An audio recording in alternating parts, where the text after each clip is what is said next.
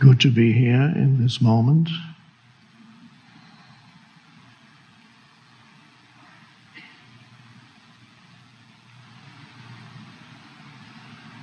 If you're not fully here yet,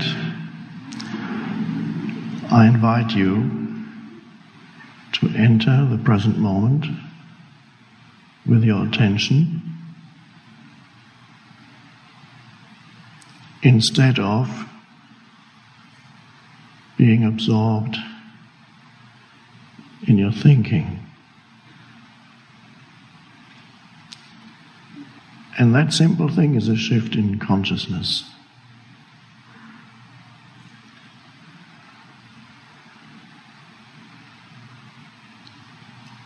How do I enter the present moment? Somebody is thinking right now. I can't get out of my head.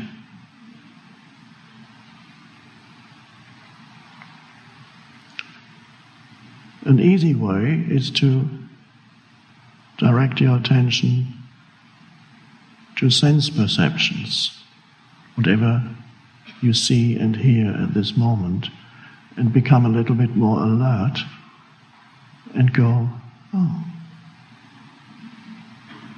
there's an alertness that rises and that heightens your sense perceptions, auditory, visual. You suddenly become conscious of your surroundings. And you might notice that your once usual state, well, not yours because you're all advanced spiritual practitioners, but other people's usual state is they're hardly here. They're only present enough not to bump into furniture. Whatever is happening around them is peripheral to their attention. And a huge amount of their attention is continuously absorbed by thinking. And a lot of that is actually not terribly relevant to anything. But it pretends to be extremely important. Every thought has this seductive quality to it. It wants to draw you in. It has a pull like a magnet. And if you follow each thought, it'll take you, you're at the mercy of whatever arises in your mind, and you live like that. What a terrible existence. And you go drawn this way and that way. And then after a few years, you can see it in your face. Your face becomes very tense.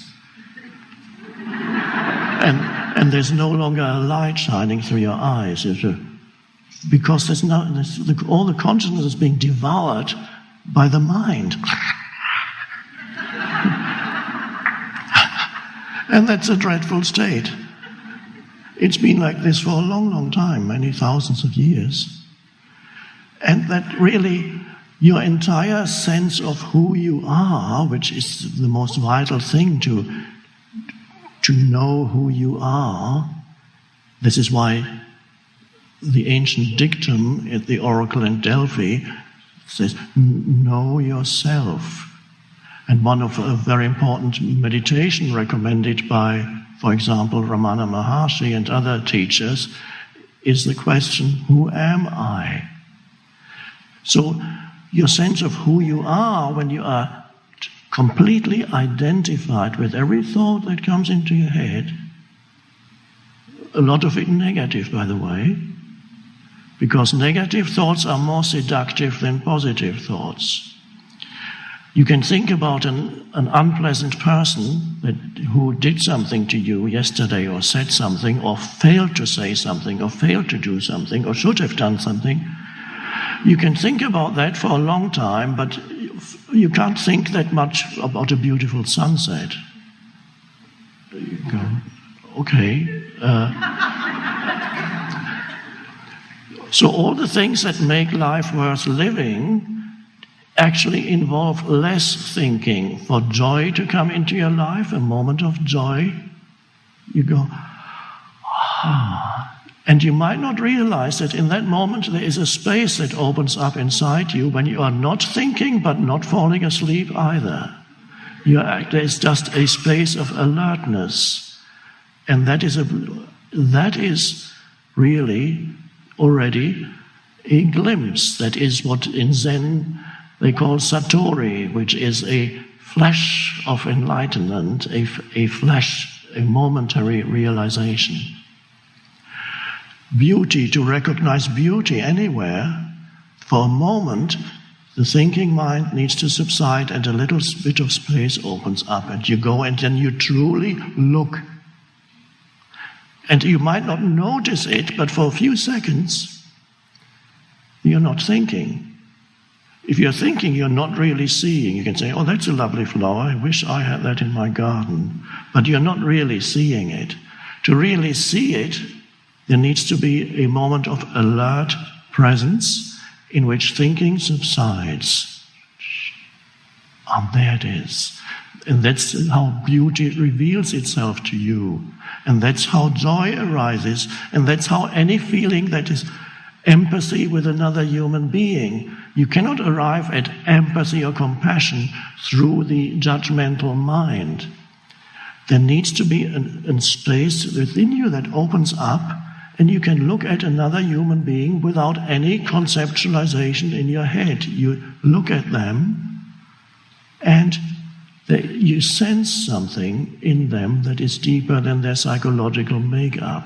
But there is a presence. It can only be realized through the presence within you. So that is the dimension within you without which your life, you're not really truly alive. Or as Confucius would say, you're not fully human yet. If that dimension has not yet arisen in you, has not revealed itself to you, you are just on your, yes, of course, you are on your way. Everybody is on their way to becoming fully human, but you're not quite there yet. And some people are so deeply trapped in their minds that they live in a completely conceptualized universe where every human they meet, they immediately judge. And they take entire groups of humans and judge them. And so they dehumanize them, and this is how violence can happen. You total loss of empathy. You no longer know what you're doing. You no longer know what you're doing to other humans. We all know from recent events. Last week, people asked, how is it possible that humans can perpetrate such atrocities? Well, they are possessed by certain thoughts in your head. They have taken over their minds. They're called religious thoughts. Nothing to do with anything. It's not true religion. It's an ideology. It is a viral infection, so to speak, of your mind. Thoughts can act like viruses if you're not careful. They can take over completely. So a few groups of thoughts possess your entire mind and control everything is seen through that viral infection in your mind, to use that analogy. And it's an amazing thing. So these are extreme ways, but millions are suffering from that, not perhaps as an extreme way as the terrorists, but millions are experiencing symptoms of that kind, minor, lesser symptoms of the same disease. So, to know yourself, for most people, means it's an identification with certain images in their mind. First of all, there's the image, I am this physical body, and then what is it that people derive their sense of identity from, the sense of who they are. Usually it's their physical appearance and then the inner world of their thoughts, accompanied by emotions. And lots of very heavy emotions are created by dysfunctional thinking. We all know that, and in the past, before you were spiritually awakened, you experienced that also. So there is a vast dimension in yourself that is, now, let's call it the transcendent dimension of who you are. There where the person or the personality that you usually identify with, that usually gives you your sense of self, which consists of self-talk, basically. The habitual self-talk in the head explains to you who you are. And it takes on board what others tell you who you are. It starts with what your mother might have told you who you are, and your siblings and parents and your environment and your culture tells you who you are. And this is absorbed by the mind, and then it becomes your story. And then that becomes a foundation for your sense of identity. This is where you derive your sense of self from. So it's a conceptualized, because thoughts are concepts, a conceptualized sense of self. It's not, and then it attempts to make itself feel a little better by adding more concepts to your mind. They might be possessions. Maybe if I get more possessions, I can feel better about myself. Maybe if I find the right person who is going to make me happy, then my life will be fine. But these are all really concepts. Even the big house or the big car gets translated into a concept in your mind, and then you identify with it, and it becomes part of the sense of me. But always uneasy and never enough. And never satisfied for very long. And always things seem to go wrong. The Buddha already recognized that. He said, wherever you go and whatever you do, you'll find dukkha, which is translated traditionally as suffering, but can also be translated as misery or unhappiness or unsatisfactoriness. So on that level, you can never be satisfied for very long. If you don't know who you are, but you're trying to enhance that mind-made sense of self. So the most important dimension, one could say you only know one half of yourself, and that half is who you are on the level of form, physical form and the psychological form of me. And that's how most people live their lives, and they don't know what they are missing. Now, spiritual people have the idea that there is such a thing as a state of enlightenment that can be reached at some point. Many Buddhists believe that a few more incarnations are definitely needed, but then perhaps I will eventually get there. So it is made into some idea in the head that I need to reach, and not realizing that that dimension, which we could call the spiritual dimension, which we could call the transcendent dimension, or which we could call who you really are, that is always already there. That is already present here and now. And why do some people not know it? Because they are continuously, completely overlooking it. Because the movement of thought plus the emotions that go with it has an enormous seductive quality, that it hypnotizes you into continuously identifying with form that arises. And every thought is a thought form, and every emotion that arises is an emotional, it's not a physical form, but it's an energy formation. Every thought is an energy formation, and every emotion is an energy formation. You cannot see it, but you can feel it, and it affects the body in certain ways. So those things continuously absorb your attention, and there's something very vital that you overlook, and that is something deeper without which you couldn't even think.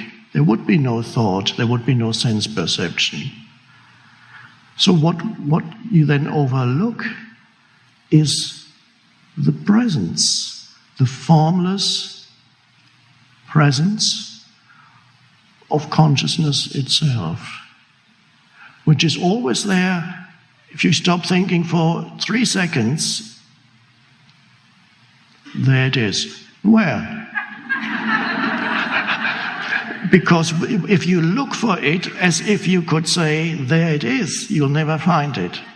So if you look for enlightenment as if it could be something that arises and you can say, there it is and now I have it, then you will never find it, because that's not how you cannot grasp it. Now let's bring this to what really matters right now.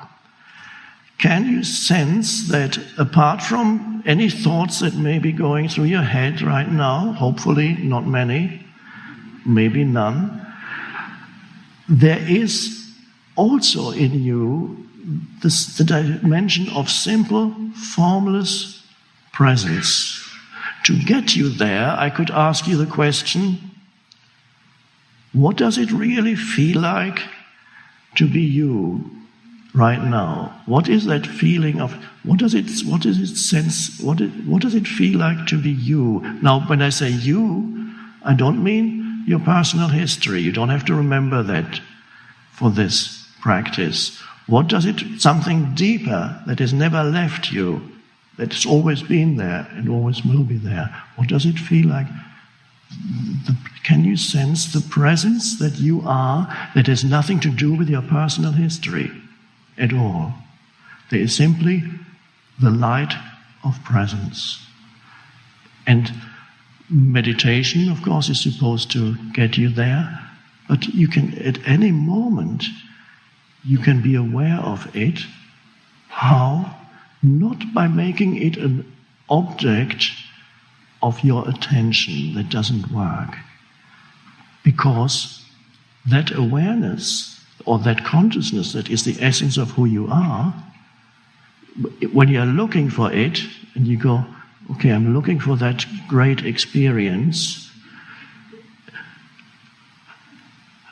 the alertness behind the looking is it. So if you're looking for yourself, if you're looking for the enlightened version of yourself in some future moment, you are missing that the very consciousness that becomes the looking, if you could catch it at a slightly earlier stage, where it's just pure consciousness, is it already. So, if you can know yourself as consciousness, as the presence, then you realize the hidden dimension of life, or the transcendent dimension. I sometimes call that the other half. It's not only a way of speaking. It's not, you can't divide life into two halves. But temporarily, just to help us approach this, see for a moment that your life consists of the life of form, physical form, mental form, but also of inner presence. In the same way, I could use an analogy of this room. If you wanted to investigate what is the essence of this room here, and you start looking at the people in it, maybe in this analogy, the people are the thoughts in your mind, and then you're looking at the furniture and the walls and the ceiling and everything. Okay, I'm trying to get to the essence of this room.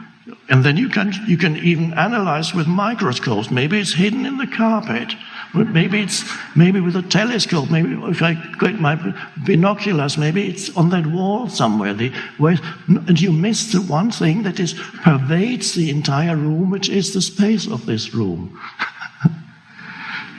So if you could pay attention to the space of this room, you would get the essence. Without the space, the room means nothing. It couldn't even exist. And we're using an analogy here that there is a spaciousness within you that is continuously missed because you're so interested in the furniture in your head. And for many people, their mind is crammed full with furniture. You can't even move anymore. And here comes another thought, and then here comes this. No space, and the loss of spaciousness is the most terrible loss in life, because then joy, real joy, cannot arise anymore. Love, which is a sense of true connectedness with another, that all arises from a little bit of spaciousness inside you. Sometimes people become spacious for 3 seconds when they see a dog. That's why I have this book about dogs and cats. You see a dog and you look at into the eyes of a dog, and you go, it feels good. People love dogs, except people who don't, but most people most people seem to love dogs, and they are drawn to them because for a moment it frees you from your mind, because you know that the dog has no judgments about you. It is neither good, it just looks at you and the tail wags. And for a moment, it can free you of your mind for a few seconds. And that's why it feels so good to look at the dog and say, oh, lovely dog. And for a moment, there's just a connectedness. With humans, much more difficult. Because the moment you meet another human, there's judgments. And you can sense that, except those humans who are no longer dominated by their mind, and they can meet you in that openness of presence. And they just look, and you know they're not judging you. But this means those humans who don't judge you, they haven't fallen back to the level of consciousness of the dog. The dog, in a way, is in that beautiful state of connectedness with being, because the dog has not yet been totally seduced by thinking. But for us, we cannot go back. We have to go forward. We have to rise above thinking, not fall below thinking. So here, the arising of presence is an evolutionary leap that humanity is now, we are beginning to enter this evolutionary shift where humans reach a new stage in evolution, which is a complete inner change where thinking still operates, it's transcended, which means it isn't left behind completely. It is transcended so that you are no longer a thought-based entity, you are a presence-based entity. So you're no longer dominated by thought, and it's only then that your thinking can actually be used in a powerful and constructive way. It's a wonderful tool to use your mind positively, to create. It's an instrument, a miraculous instrument. It only becomes insane when it takes you over and there's no space of awareness anymore. So if you then derive your sense of identity from the presence within you, and more you become comfortable with spaces of not thinking. Oh, you can walk from one building to another, or from the building to your car, and just be in that state of alert presence. It's beautiful. You see beauty everywhere. You don't need to label everything anymore. That compulsion to label everything is the egoic mind. It doesn't operate anymore, and that's an enormous burden falls away when you can go through life. You don't need to judge everything. There is a deeper knowing there that is not conceptual. And so one of the great spiritual practices is a very simple one, and that is practice not labeling or interpreting what you are perceiving. And that you can practice anywhere, wherever you are. I always recommend do it when you're waiting for something somewhere, because you'll be amazed how much time we spend waiting for things. Waiting at the traffic light, waiting at the checkout counter, waiting at the airport, waiting. Many people are waiting their entire life because they're waiting to start living. And then they reach 70 and say, was that it? I'm still waiting. I haven't started living yet. Awful. So use waiting instead of waiting. Just bring an alertness, invite that state of alertness in. You go, oh, why? There's nothing wrong with waiting, because you always either stand, sit, or lie somewhere. Does it really matter where you stand, sit, or lie? But But the mind says, I shouldn't be waiting at this checkout counter. Why is this person so inefficient? Why is he talking to this customer? She shouldn't be talking to him. She should be doing her job. And you can discover that in yourself and suddenly say, I choose something different. He's pretty good at it. The discovery of your mind, what your mind is doing to you, is an enormous step forward in evolutionary terms. Yeah. The discovery of how your mind functions. I thought they'd shut me off. They will in a minute. It implies there is already that awareness arising in you, where you become aware of what your mind is doing. It's an enormous thing. So the shift then, you can use waiting periods instead of complaining. Just being present, feel the presence that you are, the alertness. And at that moment, you become a spiritual master. Because all that differentiates a person who is not yet awake from a spiritual master is that the spiritual master can be in the state of presence, which is complete alignment with the present moment without complaining about anything. Just is. That's the Zen master. He goes, this is what is. What are you complaining about? And this is why there was a Zen master who would never answer any questions. All he would ever do when people asked him questions about the meaning of Zen was he would raise his finger and look at you. Can you explain the meaning of Zen, please? Did you hear what I said? Did you hear my question? He's simply teaching presence, alert presence. That's Zen, nothing else. And people spend years in Zen monasteries and they still don't get it.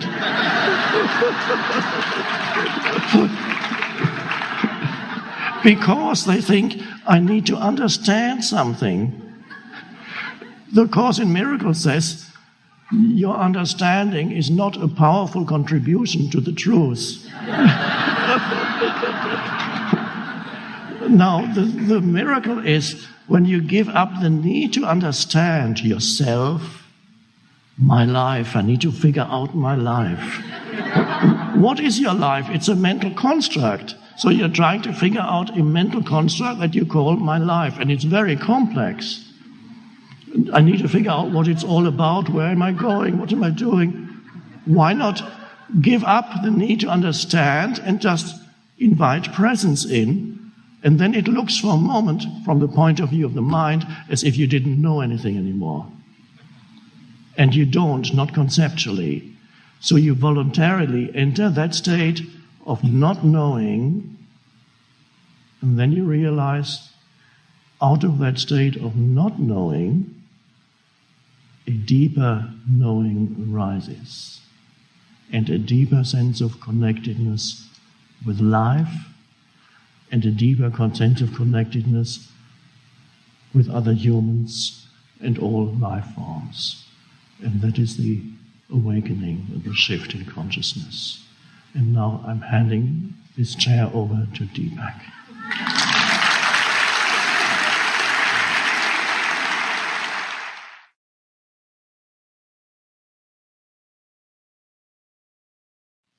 Right this moment, as you're about to listen to me,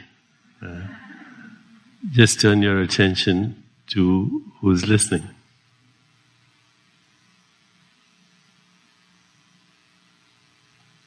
So, as you're looking at me, turn your attention to who's looking.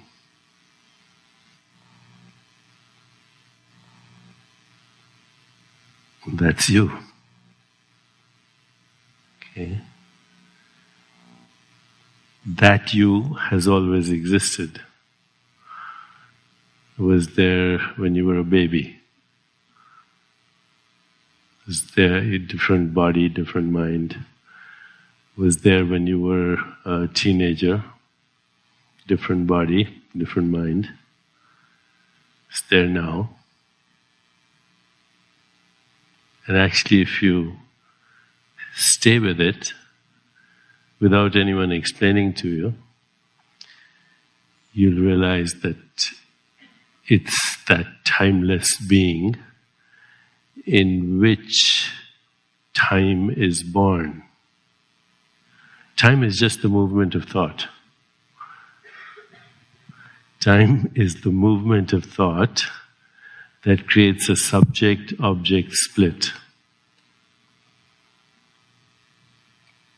Me, Deepak, Eckhart, okay, all of you. That's a thought. That's a thought. And it is the movement of thought that creates time. But the real you is not in time. The real you is the timeless observer in the midst of time-bound observation. So as Eckhart said, you can spend your whole life studying scripture and spend your whole life in various practices. And it does help, it takes time for a fruit to ripen, but then one day it falls. And the falling can be quite sudden, as in your case it was. Transcendence is simply going beyond the subject-object split, which is artificial. It's not real. Nature and the universe is a single process. So the subject-object split is an artificial split. And it is the cause of every single problem that we know. So I come from a tradition which is called Vedanta, which you referred to when you mentioned Sri Ramana Maharshi. And Buddha came many years later and actually did refine in his own language the teachings of Vedanta. But in the Vedanta there are what are called the 5 kleshas. The klesha is a Sanskrit word which means the cause of suffering. So the 5 kleshas are, number 1, not knowing who you are. Number 2, the addiction and the craving for permanence in a world that is inherently impermanent.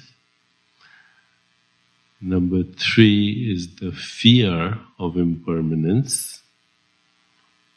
Number 4 is identifying with your self-image instead of yourself. What Eckhart was saying, all the labels.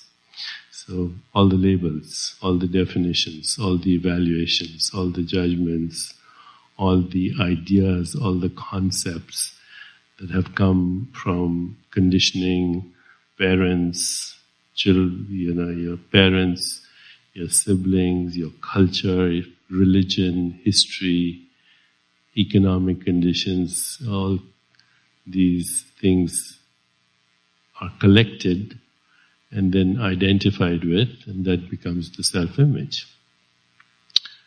The conditioned mind. So that's the 4th klesha. And the 5th klesha is the fear of death. It's the fear of the unknown. It's the fear that actually is the basis of all religion, at least institutionalized religion, capitalizes on the fear of death. And in a way, all fear is the fear of death in disguise. Because what is the fear of death? It's, as I said, the fear of the unknown, but it's also the fear of, I'm trying to hold on to something that's not going to be there in the next moment. Okay? Because in the real world, we do not have objects. In the real world, objects do not exist. That's a perceptual artifact. Okay? There's only process. Only process. A simple way of saying this is that there are no nouns, only verbs. The universe is a verb. It's an activity. And being an activity, it never stops.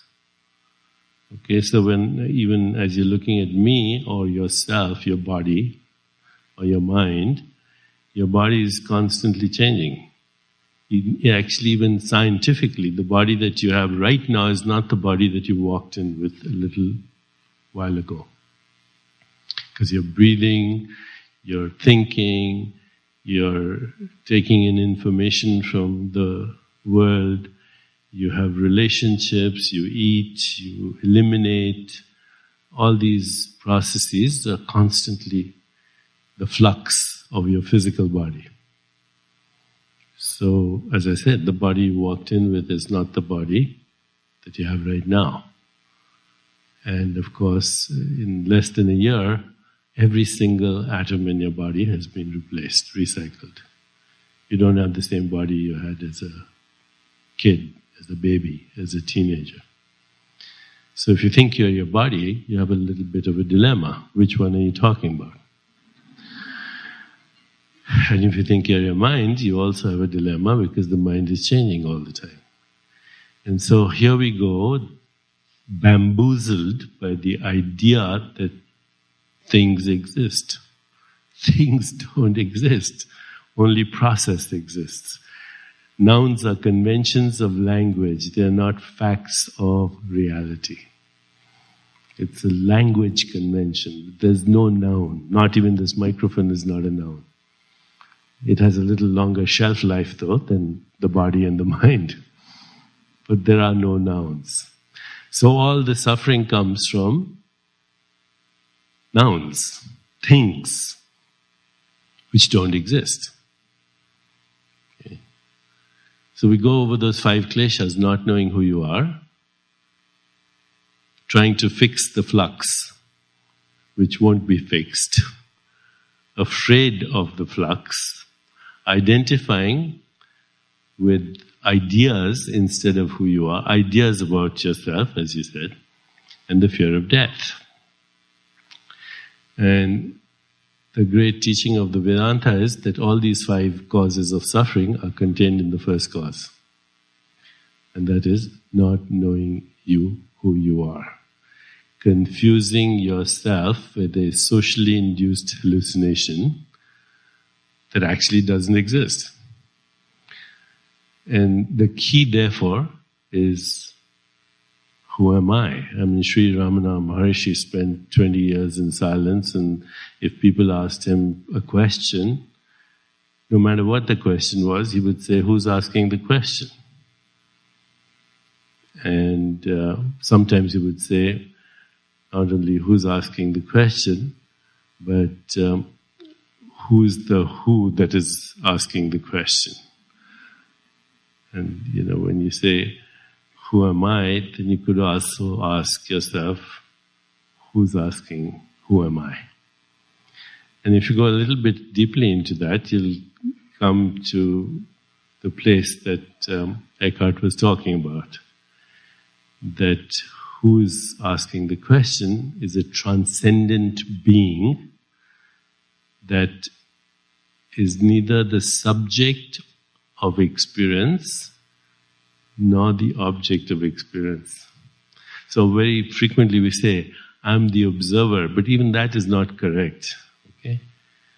The observer and the observed, me and the other, simultaneously co-arise as the movement of thought. The real you is neither the observer nor the observed, but in which both the observer, the subject and the object of experience, simultaneously arise and simultaneously subside. And they're doing so in every moment. That's the flux. Okay, it's a flux that is constantly creating a subject and object. But the real being is neither the subject or the object. It's where the subject and object arise like waves on the ocean and subside. So before a wave arises, it's water. As a wave, it's water, and when it subsides, it's water. It doesn't lose its wateriness. And that's being. You are the being in which thought arises and subsides. Now that thought can have many qualities, okay?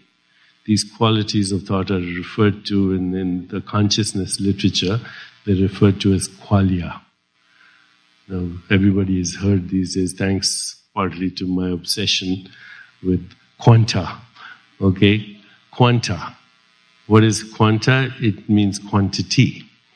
Okay, so quantum physics is the study of quantities of units of mass and energy. It's the smallest indivisible unit of information and energy is a quanta. But remember, quanta are units of measurement. Qualia, on the other hand, are units of thought or qualities of consciousness. And there are usually just 4 of them. Anytime you have any experience, you're either experiencing a sensation somewhere, or you're experiencing an image, or a feeling, emotion, or a thought. Now, Dan Siegel, who's a great friend of ours, is a neuropsychiatrist at UCLA. He says he uses an acronym, SIFT, S-I-F-T. Every experience that you have is either a sensation, or an image, or a feeling, or a thought. All of perceptual experience, all of cognitive experience, or any experience is actually just consciousness and its qualities.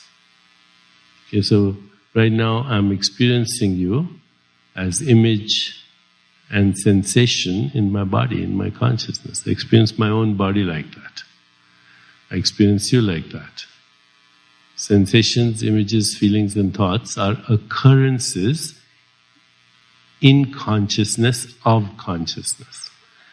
So even though I see this as mine and your body as different than mine, actually what I'm experiencing as you and what I'm experiencing as my body are just sensations, images, feelings and thoughts.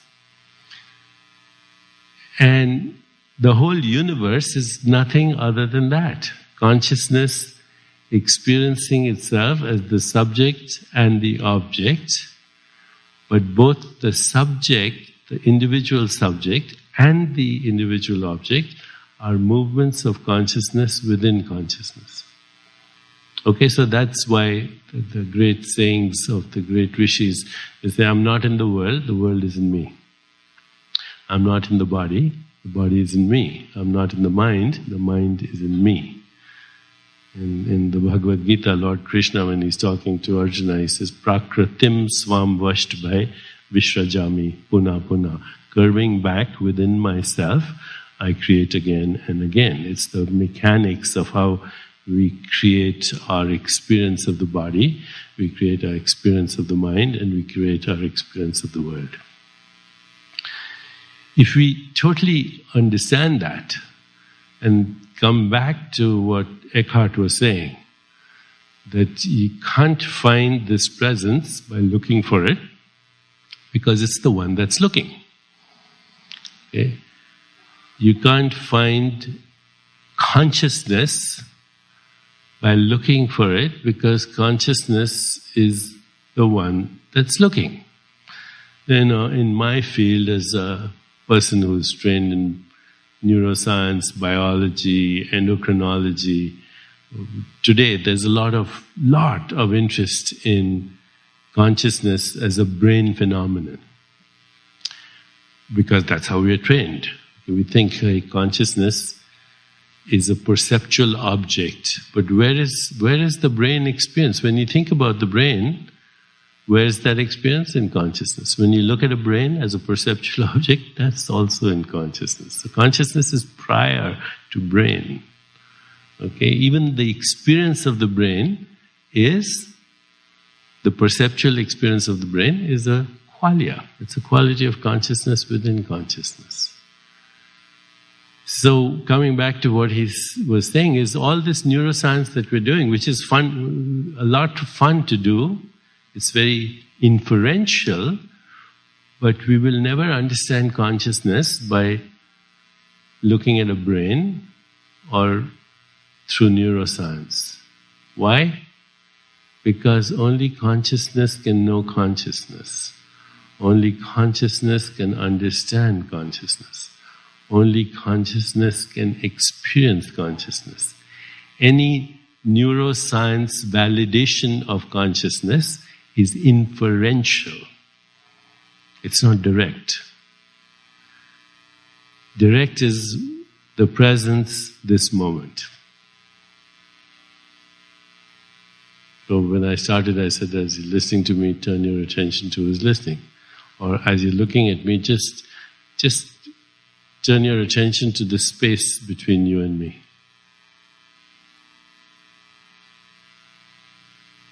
Presence is always there.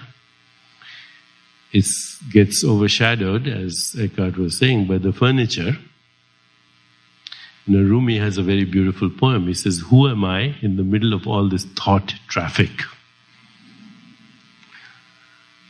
Because there's the center of being in which all the traffic is happening.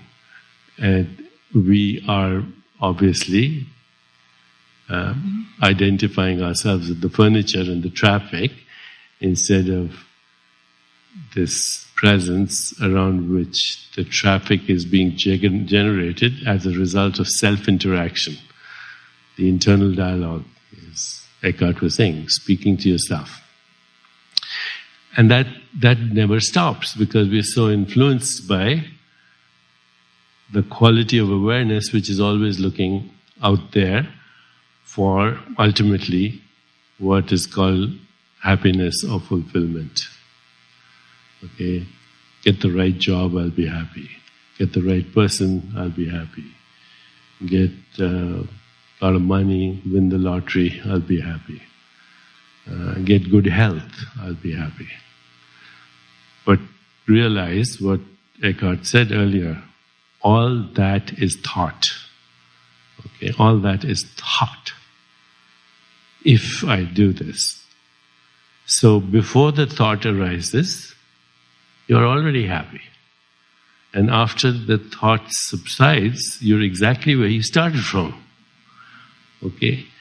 Before a thought arises, you were at peace.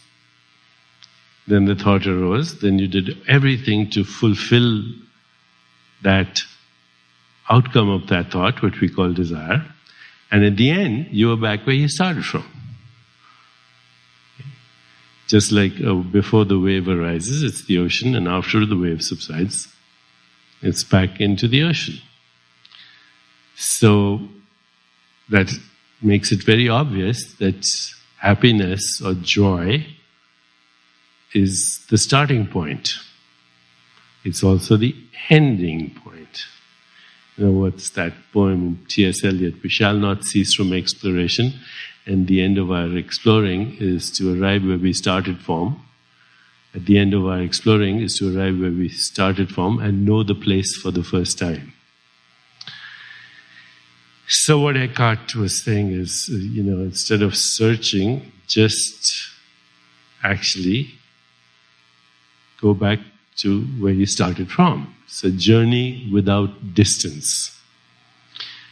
And when you realize that it's a journey without distance, you turn the quality of your awareness to being present. Now, it's very interesting. We can say this many times, and you can hear this, and you can go out, and then you get distracted. You get distracted. And then something happens at some point where you realize that you don't need to be distracted. You can be the timeless being in the midst of time-bound activity. You can be the hub around which the whole universe arises and subsides. Because the whole universe, by the way, is nothing but sensations, images, feelings and thoughts within consciousness.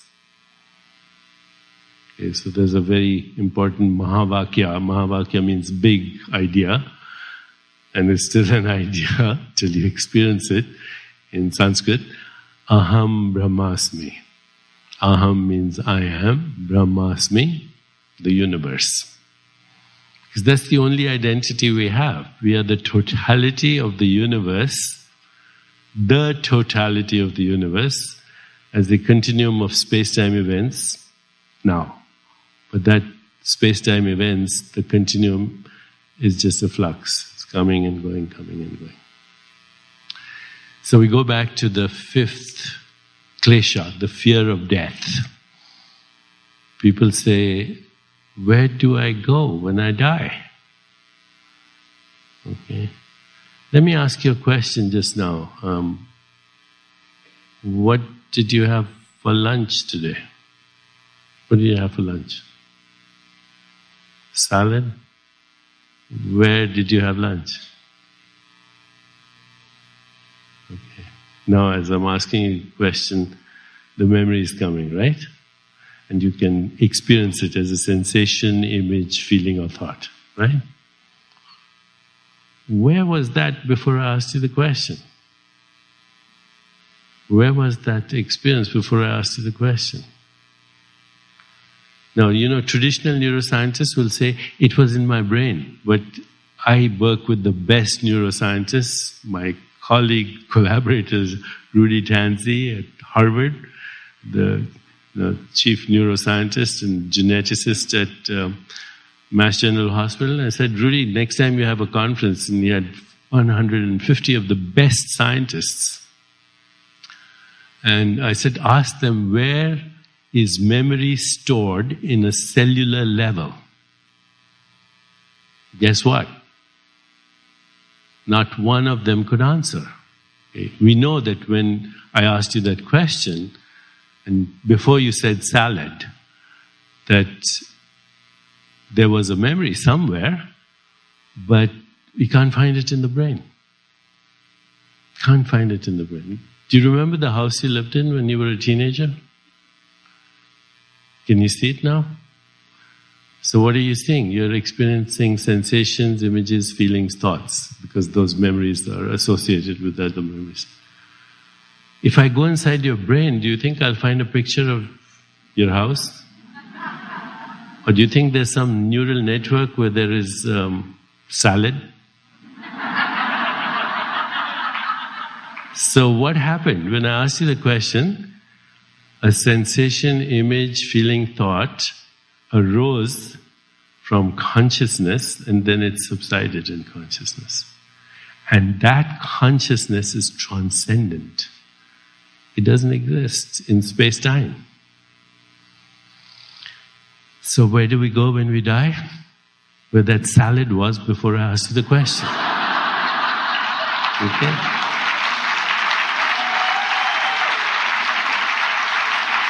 We don't go anywhere because we are there all the time. Okay? In fact, every thought comes from there. Every memory comes from there. Every desire comes from there. Every bit of imagination comes from there. Insights, intuition, imagination, creativity, choice, all comes from there. And we have to be there in order to retrieve it. You retrieved it from your transcendent self. And being transcendent, it's not a space-time event. But as you actualized it, then there was a little space-time. Okay? Ramana Maharishi, when he was dying, people said, "We are going to miss you." He said, "But where am I going?" Okay? What we call the physical world is a quality of awareness within awareness. What we call the mental world is a quality of awareness within awareness. What we call the universe is a quality of awareness within awareness. And if you can just anchor yourself in that little space, the openness that Eckhart was saying, it's your ticket to freedom. It's the ticket to freedom. Why?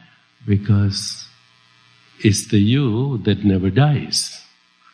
In the Bhagavad Gita, Lord Krishna says, water cannot wet it, wind cannot dry it, weapons cannot shatter it, fire cannot burn it. It's eternal, it's unborn, because birth is a space-time event. It doesn't die, because death is a space-time event. A space-time event is part of the flux. So, I think that's all I really want to say. Okay? Now, that's 1 minute. You know, we do these retreats because sometimes people haven't sat down or been quiet for a long time, and it's almost impossible for them to be present, so the retreat helps in taking you there. In fact, I do retreats myself in silence. So about 2 years ago, I took the opportunity to go to a monastery in Thailand, in the north of Thailand, and we had a very interesting routine over there. Okay, and the routine was that first of all, we shaved our head and our eyebrows, and we were barefoot, and so it was, everybody looked the same, and there was no social mask. Secondly, we had to go begging. It wasn't called begging, it was called the alms round, to find our food every day. And then, people were so generous that we came back as if we had gone shopping to Whole Foods. And then we shared our meal, and 1 meal a day, and the rest of the time was spent in silence and observing impermanence. Because, you soon realize that everything you're looking at is this flux, it's impermanent. And it had a very dramatic effect on all of us, because it threw us in the present moment in a very interesting way. And so when we were leaving, and the abbot, the senior abbot who was the head of the monastery, is about half my age, and we were in silence most of the time, but, in the evenings we had like 2 hours where we could talk to him, and he would ask me questions about quantum physics. And I realized he knew everything. There was nothing I couldn't tell him. He had never read a book. He'd never learnt mathematics or anything, but he had the experience that it wasn't difficult to explain to him what I knew intellectually. And on the day we were leaving, we were all in his presence, and he had a very gracious presence, just like Eckhart has. And he left us with 2 things, and I want to leave you with those 2 things, okay? The first is, and this is both scientific insight and real insight, okay? There are no boundaries in the universe. Every boundary is conceptual.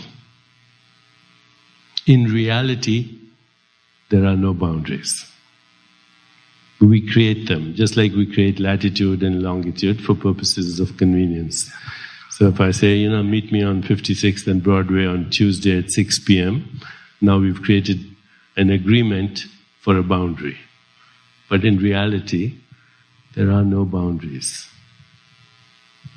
at all. And the second thing, which you already know, is the present moment is the only moment that never ends. Okay, the situations and circumstances around the present moment will change, but the moment won't change. Because it's timeless, it's transcendent, it's eternal. So I'll leave you with what my abbot said to me. He said, the most important time in your life is now. The most important person in your life is the one you're with now. The most important activity in your life is the one you're involved with now. And if you do that, the unknown will become known to you. The unknown is actually known only in the present moment. And that ultimately will lead to the conquest of death. Because death happens in time. Only that which is born dies, but that which is never born cannot die. Okay? Thank you.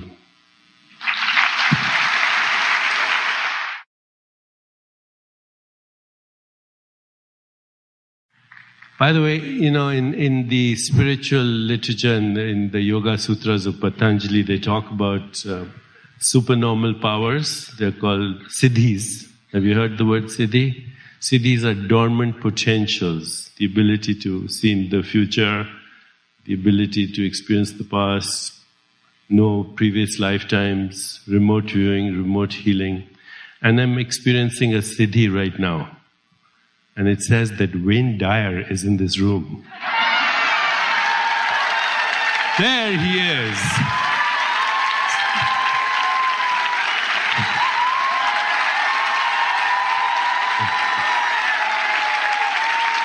And you thought I wasn't psychic.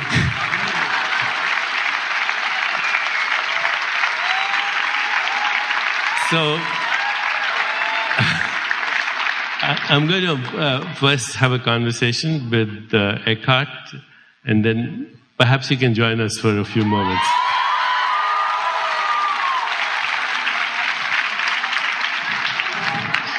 Okay, so Eckhart, these questions have come through Facebook, and I've picked up the ones that have come most frequently. Can I just, before you were talking, you were in the Buddhist monastery in Thailand, and there's this Buddhist scripture that came to mind that is one of my favorite sutras.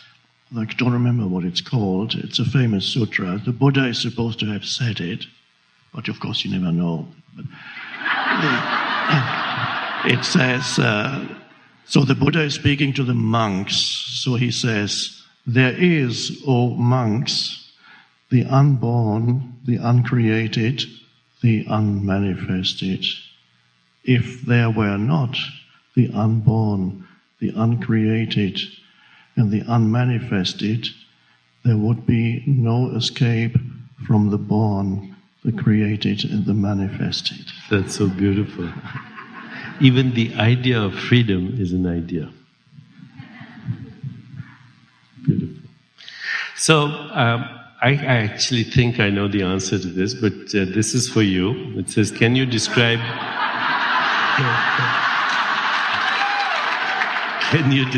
your daily spiritual practices? Have they changed over the years? Well,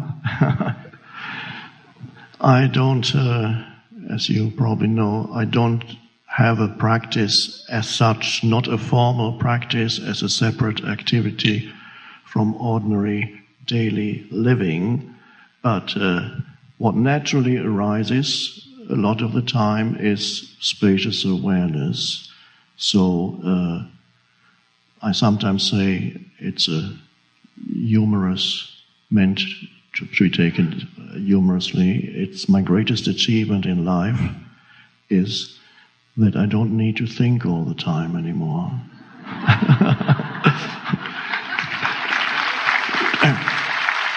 And that makes life into a much more pleasant experience if you can be there just as the presence. And so it's the intensity as I experience it may sometimes varies. Sometimes presence can, in certain occasions, almost obliterate everything else.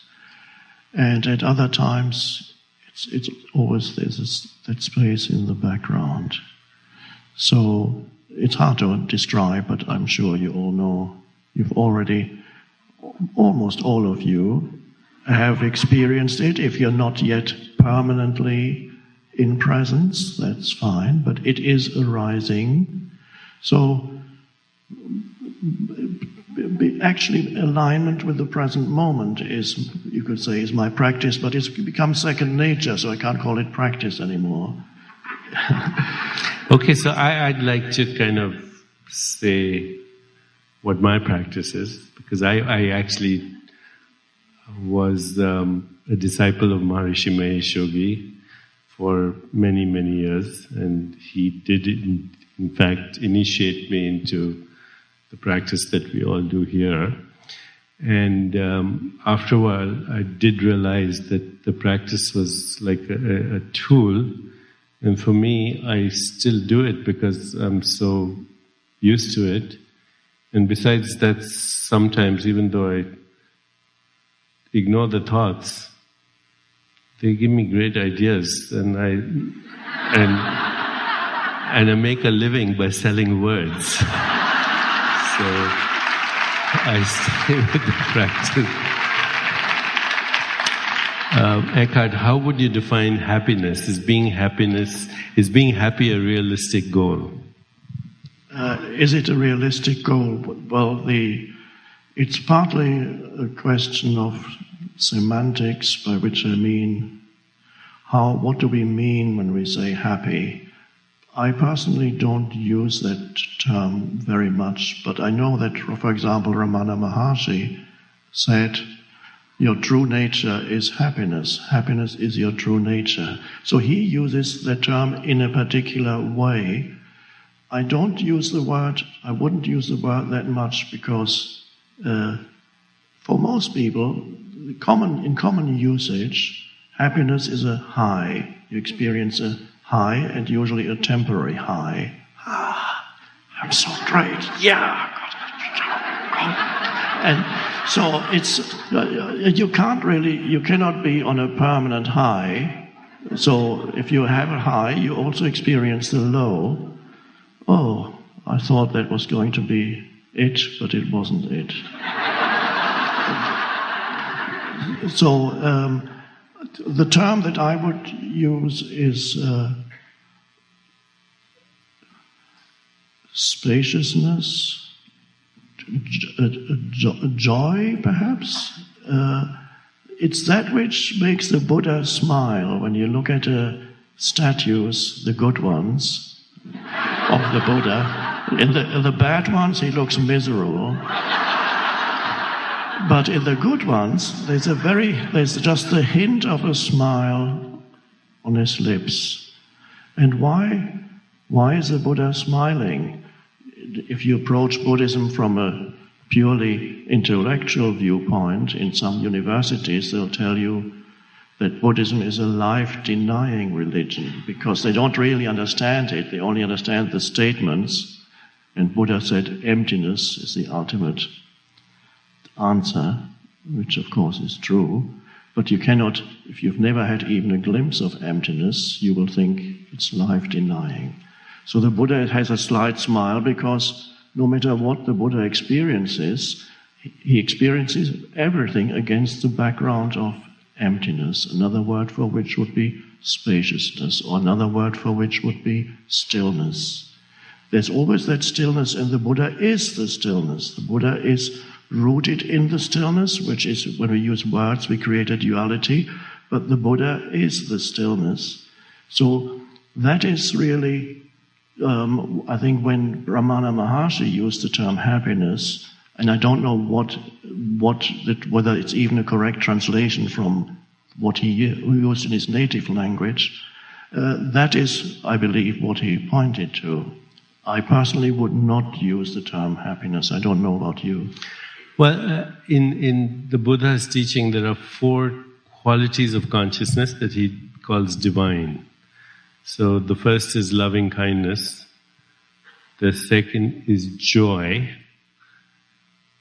which is not happiness. Happiness is a thought. Okay, joy is without thought. The third is compassion, and the fourth is equanimity. And if you really think of these qualities of consciousness, they're actually, at a very primordial level, they're not thought. Okay, none of them is thought. All these are very subtle ways of communion, which means me and the other is one. Okay. So when Eckhart said, happiness is high and lows, yeah, happiness is a melodrama in a way, and joy is not. Joy is essential. This question on Facebook: I'm an artist and drew inspiration for my work from the simple and genuine love that existed between me and my husband until I found out that he betrayed me. Now I feel like my core is empty and my creativity is dead. How do I inspire myself to dream and imagine again? Well, that's a sad story, but it comes from... It's a story, though. It is, of course, it's a story. But as long as that is very real to you, there's suffering in it. And there's a way out. I'd like to point the way beyond that for this person. Your husband betrayed you. Okay. Your husband is a human being, I assume. Now, I love that term human being because we have 2 words here. We have human and we have being. Now, that which the love in you, when you were in the presence of your husband, that which you loved in the husband was the same in you. It was the being quality of that human. And the human is the form as which that he assumes that form, and that form is imperfect.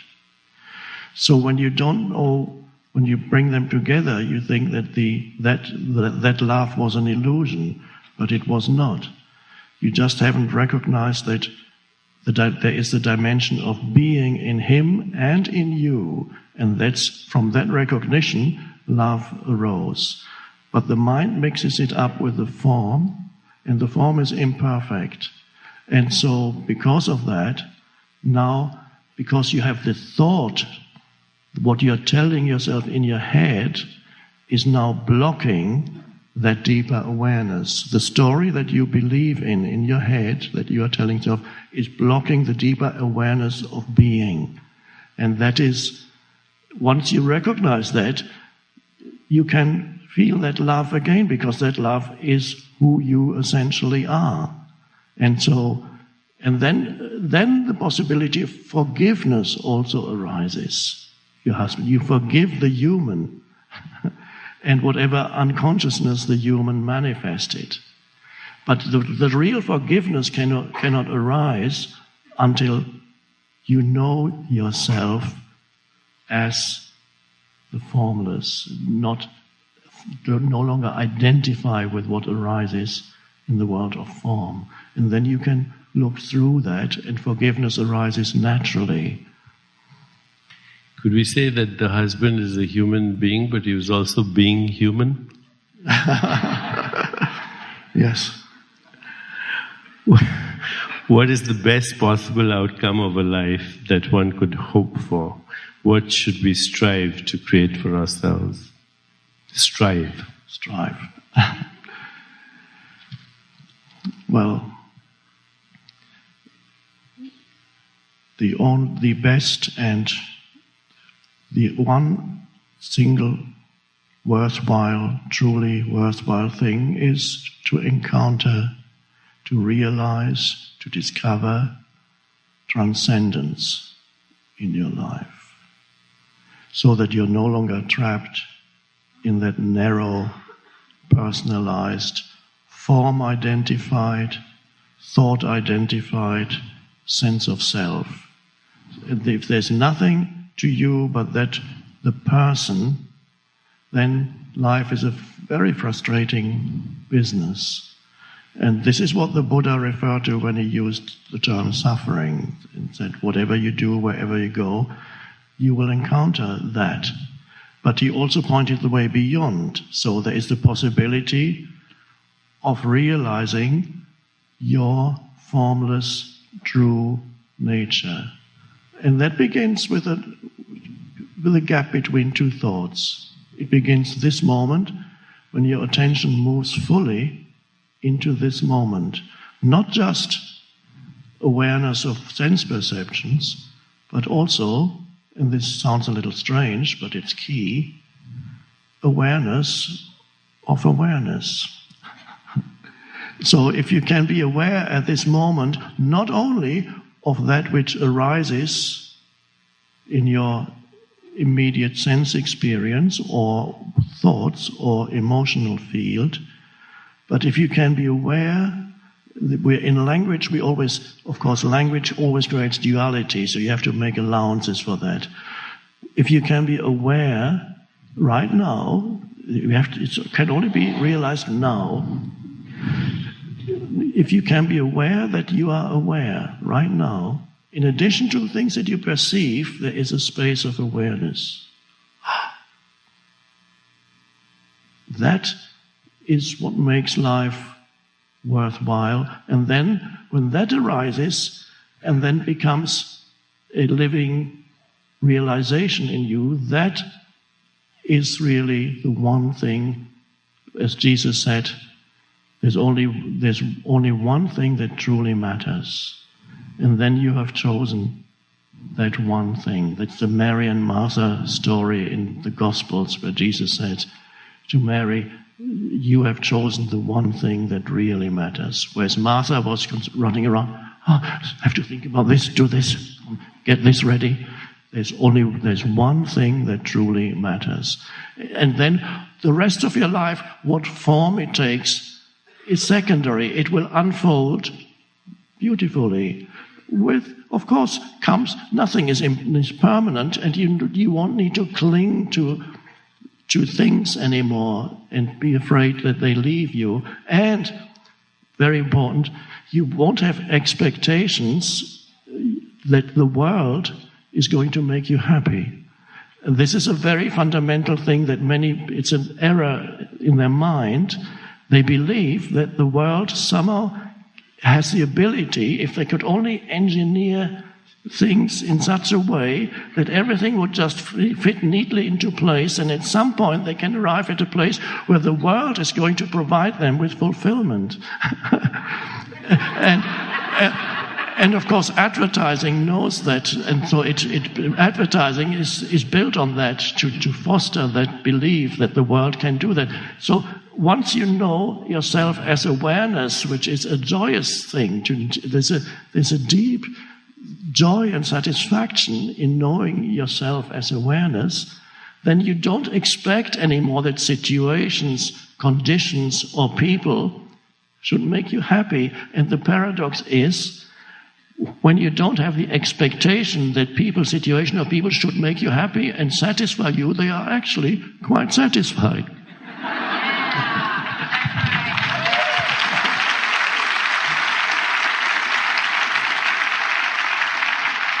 So that's what's, stresses the universe is not behaving the way I think it should. Our culture seems to foster the desire to judge ourselves, honing in on what is wrong with our body, where we have fallen short, how we are not measuring us up. Many of us have a harsh inner critic, and we say things to ourselves that we would never say to a friend or loved one. How do we learn to turn off this inner judge when it has been harping at us for many decades? The inner critic, for some people have that very strongly. Other people experience it from time to time. Sometimes the mind is, you feel happy with yourself, and then the next day something else. But it manifests in different ways for different people. For some it's mainly the inner critic, criticizing myself. For others are very critical about other people. Others are very critical about situations they find themselves in. They're always complaining. You may remember from before you awakened spiritually that you always, a lot of the time there was this compulsive mind activity. A lot of that was actually complaining about things and people and where one is and why they should have, why didn't they should. Countless stories that come, and so people are trapped in this torture of their own minds, and the question is how to step out. Anything we say about how to go beyond that presupposes that there's already a minimum of awareness in you from where you can realize what your mind is doing. So that needs to be there. And that is there in all of you and much more, of course. There are still millions of people on the planet. They're also on their way. They don't have yet the minimum awareness. Tell a terrorist or any fundamentalist to be aware of their own thoughts or question them. They would get very angry. And so I don't recommend that. They are not ready for it. So, but you can recognize what your mind is doing to yourself, and you can then, if there is an awareness there, and then you can choose to direct your attention somewhere else. You don't have to follow every thought. You don't have to believe everything you think. Somebody even made that into a bumper sticker. I loved it. You don't have to believe everything you think. And that is an enormous, you can disidentify from your mind and see what the mind is doing. And you can then also, by choice, place your attention on a flower or the sky or anything natural. And you stepped out of. I also recommend for people who are very much burdened by the mind, place your attention into the inner energy field of your body. Feel the aliveness that pervades the entire body. And then you can't think that much anymore. You can't feel both the aliveness within your body and think a lot. So that takes your attention into, wake up in this, I don't know if anybody still experiences that here, you wake up at 2 or 3 in the morning and you're thinking, and it's not pleasant. It's about my problems. And if you, then suddenly you discover the futility of it, and then you also have a choice, at that moment you have a choice. And then you can say, I choose to place my attention on the inner energy field of the body. And from one moment, from 1 minute to the next, you enjoy being awake at night and feel the intense aliveness in every cell of the body. That's one simple way. It's a kind of meditation practice. It's one simple way of taking attention away from thinking when you realize it is not only futile, it's also destructive. So and that needs to be then practiced if you have a meditation period. That's wonderful, of course, daily meditation period. But in addition, I always recommend mini meditations throughout the day, which could be a simple thing as taking 2 or 3 conscious breaths while you're waiting for the elevator. Or do something consciously with full attention that usually you do unconsciously. Anything that is usually a means to an end, make it into an end in itself. Washing your hands. Be totally present. You're getting out of your mind. Walking down a few steps. Be totally present rather than needing to get to the bottom. Be there in every step. So little mini meditations gradually help you to disidentify from the movement of thought.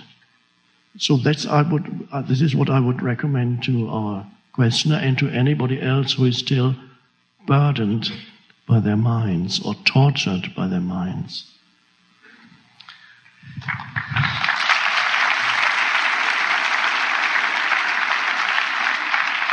So, for those of you who like formulas, here's one. STOP.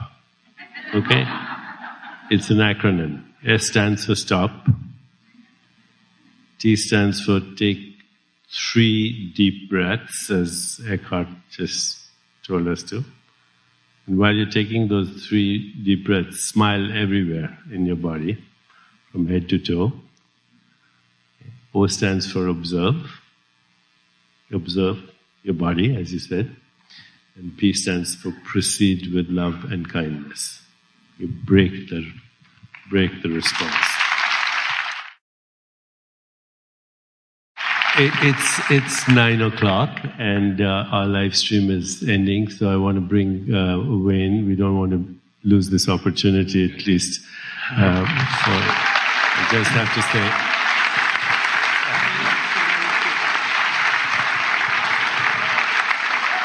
So, I've known Wayne now for 25 years. We've grown up together. He just looks a little older, but we are brothers. Sit down, Wayne.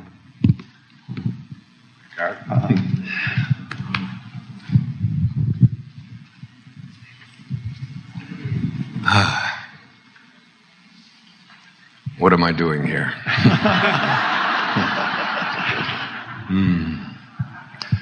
It was at the very last observation you made, Deepak, that the word love finally came in. And it's been my journey to learn to come to a new kind of love in my life.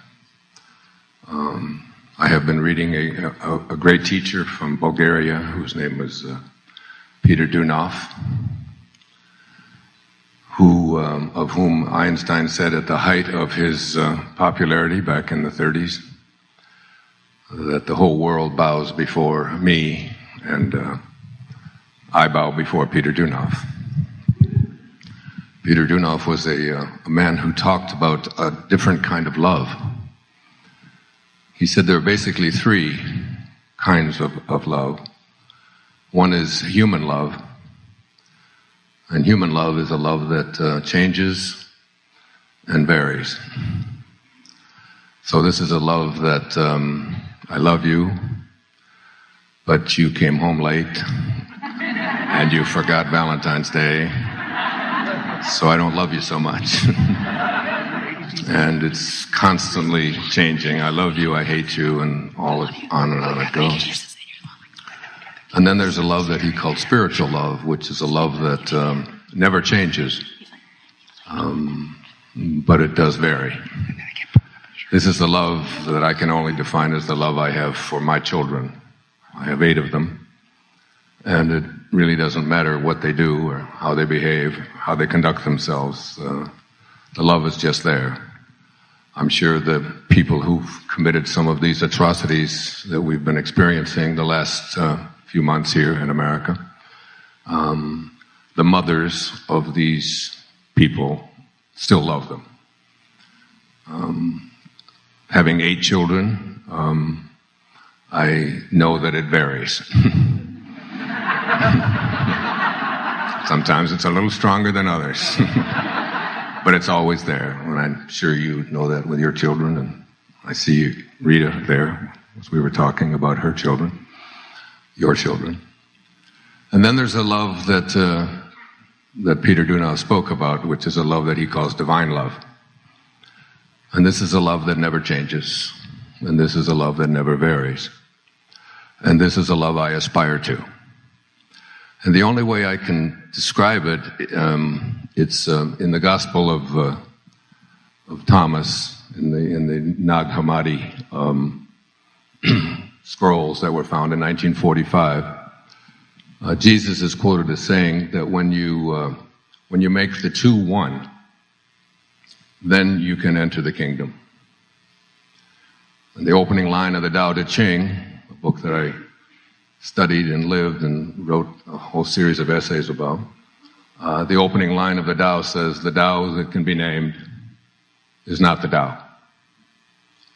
And so I try to imagine a love that Jesus spoke about when you take the two and make it one. So this is a love that has no opposites. So if I were to ask you the word, I said, what is joy? And I said, what is the opposite of joy? Most of you would probably say something like despair or sadness and so on. And if I ask you to imagine a joy that has no opposite, it's just joy. Or if I were to ask you, what's the opposite of love? We could come up with many antonyms to love. Try to imagine a love that has no opposite. That's all there is. Nothing else can come out. It's, I was thinking when Eckhart was speaking about what is it in us that, you talk about happiness. And I was thinking, I don't use the word happy either. Shakespeare, in one of his plays, said, I think he said it this way, my crown is in my heart, not on my head, not decked with diamonds, nor Indian stones, nor to be seen. My crown is called content. A crown it is that seldom kings enjoy. And that kind of love is the love I aspire to. Contentment, a love that knows no opposite. Now we're talking up here about being human, and of course, we're all in human bodies, and making the two one is almost impossible for us. There's a woman here in the audience who I didn't even know yesterday that I was going to be here today. I just happened to be staying at a hotel nearby. I'm going to see my publisher tomorrow to do some recording, and then I'm going to Denver to do a workshop on the weekend, a writer's workshop. And sitting next to me on the table is Eckhart Tolle, my friend, a man whom I've done a program with recently called The Importance of Being Extraordinary. And, of course, to my left is a man who we call each other brothers. We've loved each other very, very much since the early 1990s. Like, I think it was 1990. So the idea that I was going to be here, I didn't even know this was going on. And and Eckhart said, why don't you come? And here I am.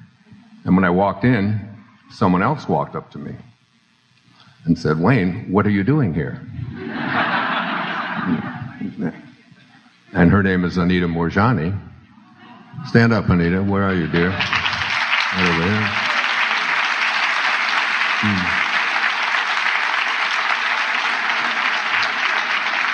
And Anita, I have written a foreword to a book that of hers called Dying to Be Me.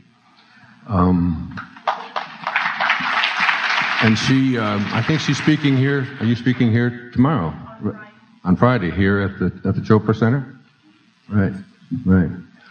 So Anita has described what it was like. I mean, she had end-stage lymphoma cancer for 5 years, was down to 82 pounds, had tumors the size of lemons throughout her entire body, and only had a few hours left to live. And became an observer and watched this whole process. And I saw something about her experience on the internet and located her in Hong Kong. She happened to be in Dubai when I found her, and I asked her if she would write her story.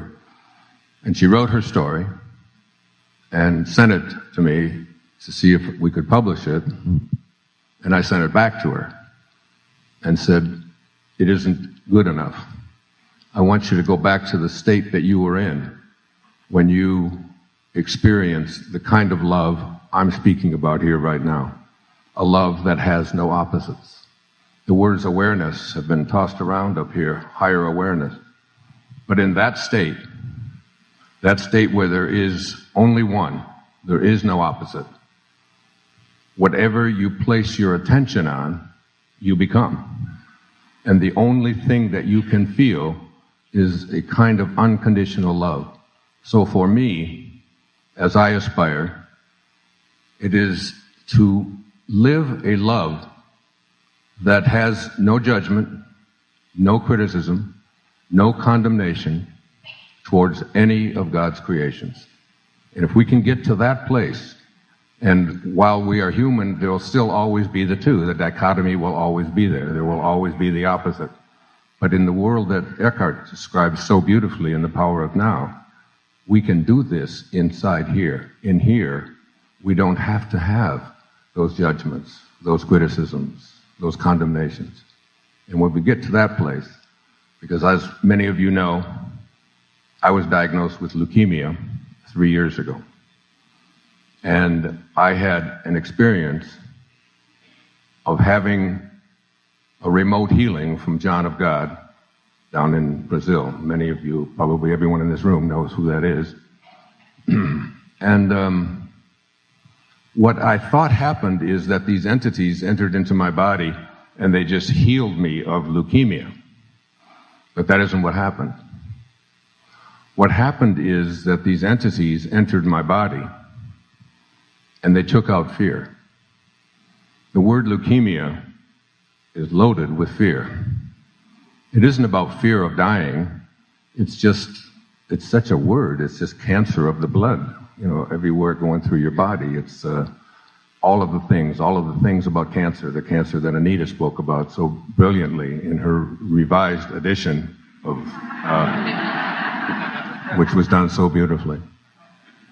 And so it is, I woke up the morning after I had had this remote healing from John of God, and two of my children were there with me on Maui. One of them was my daughter, and I looked at her, and I had never seen her the way I had seen her that morning. And I put my arms around her, and I just said, I just can't describe to you how much I love you. And I looked at my son, and I put my arms around him, and I looked outside. I live on the ocean. The ocean looked different. I just had never seen it before. The palm trees just looked different. The birds, the grass, every stranger that I encountered. In the Course it says there are two ways of reacting. There's love and there's fear. And everything that is love cannot be fear. And everything that is fear cannot be love. So what I would ask you to do is to ask yourself, how much of my life and the decisions that I make are based upon fear? Do you eat the foods that you eat because you're afraid that if you don't, you'll get sick? Or do you do it out of love? This is my body, this is the temple I live in, and I want to treat it that way. Do you drive the speed limit because you love everyone around you and you want them to be safe? Or do you drive the speed limit because you're afraid that if you don't, you're going to get a ticket, so you have a radar detector, and on and on and on it goes. And I could go on with these kinds of, you can look at almost every single thing that we do in our life, and so many of them are based on fear. And what Anita's experience was, when she was in the other realm, is that there is no such thing as fear. And cancer, and Deepak and I have done many programs on this. In fact, I remember in London at the Palladium, you and I standing up there one time asking that question, why so much cancer in our world? Why so much illness? Why so much disease? Because, you used to always say it's perfect health, that we don't, our bodies do not have to, there's nothing physically in there that says these bodies have to get older and they have to deteriorate and they even have to die. And if we could get the fear out of our hearts and just come from a place of no judgment, no criticism, no condemnation towards any of God's children, we could live what Shakespeare was speaking about. We could just be content. And that's all I have to say.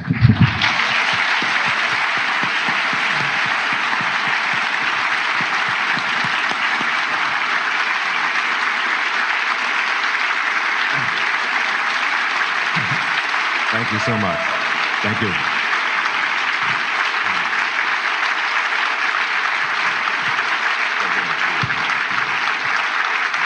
Thank you. Thank you very much.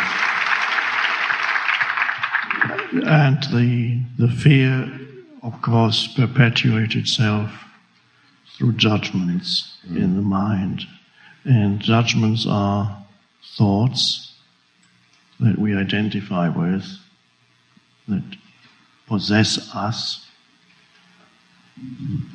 So the key then is to disidentify from the judgments and to invite the place of no thought into our lives. Ramana Maharshi was asked by a disciple or a visitor in his ashram, how can we know that we are making progress on the spiritual path? How do we know that? And Ramana Maharshi said, the degree of absence of thinking is the criterion for progress on the spiritual path. So now you know whether you're making progress.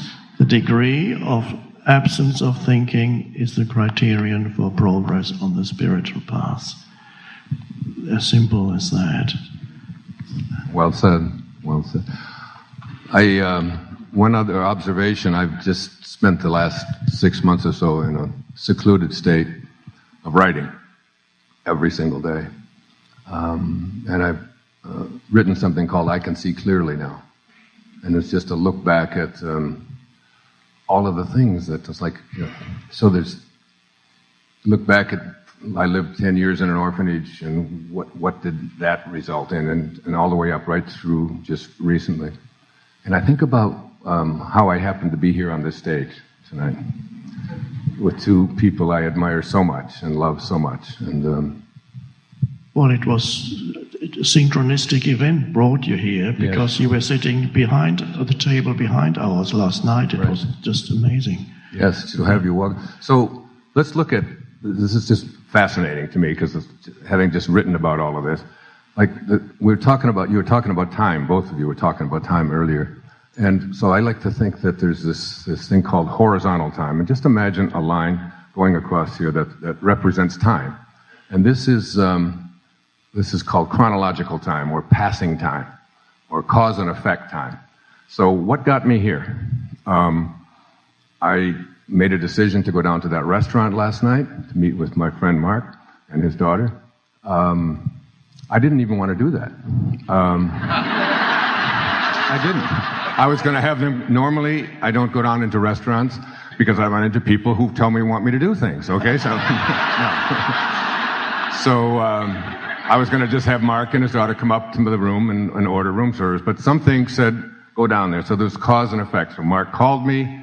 I said, okay, I'm not sure, I don't know. And on how did I happen to get here, even to San Diego? That's a whole other story about why I'm even here. And you think that you're making all of these choices and cause and effect. So I did this, and that caused this, and that caused this. And then we showed up in the lobby, and then some young woman from Russia recognized me and wanted me to be on her TV show that she's doing. She's cooking raw foods. And I said, no, I can't do that. And then we went into the restaurant, and then came over.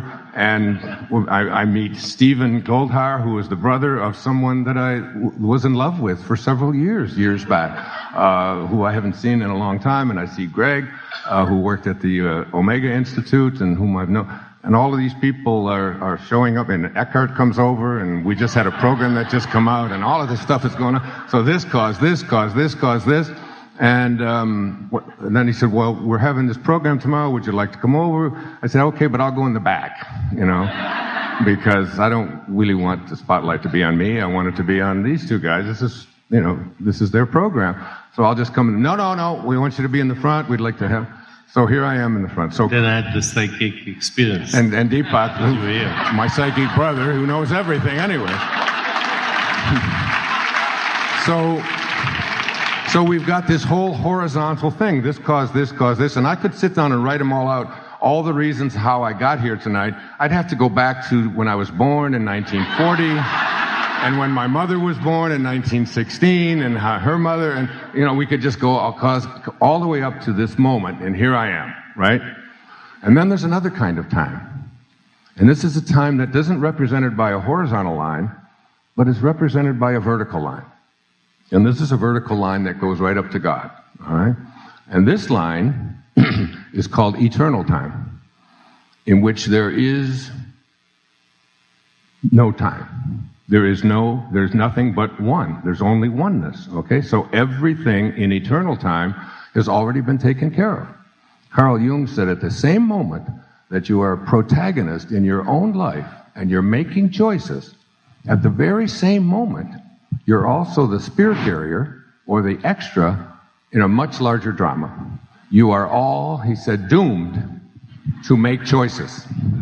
Now, you want to talk about a paradox, all right? You're doomed, that means it's all taken care of, and within that sense of being doomed, you're making choices. So now we've got this line going straight up, representing eternal time.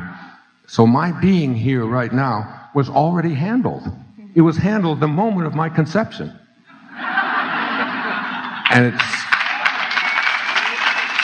But the point where this line crosses this line, and that cross is made, at that very point is where you can see both times operating at the same moment. You can literally see that you are making choices and they're already taken care of. Everything is taken care of for you. And so what Deepak and Eckhart have been saying is there is no need to worry about anything. It's all just taken care of. And even your worry is a part of the eternal time thing here. And here was the conclusion. This was from a book called To Know We Are Loved by Rashad Field. Do you know Rashad Field? Do you know that name? He's still alive. He's like To Know We Are Loved. He said, and this is the one I want you to walk out of here with and really think about. Your conception and your death are happening at exactly the same time. It's the same experience. When you get that, you can get back and you can see yourself making all of these decisions, but you can also see that it's all handled for you. And in eternal time, there's no opposite, which means there's no past and there's no future. There's only...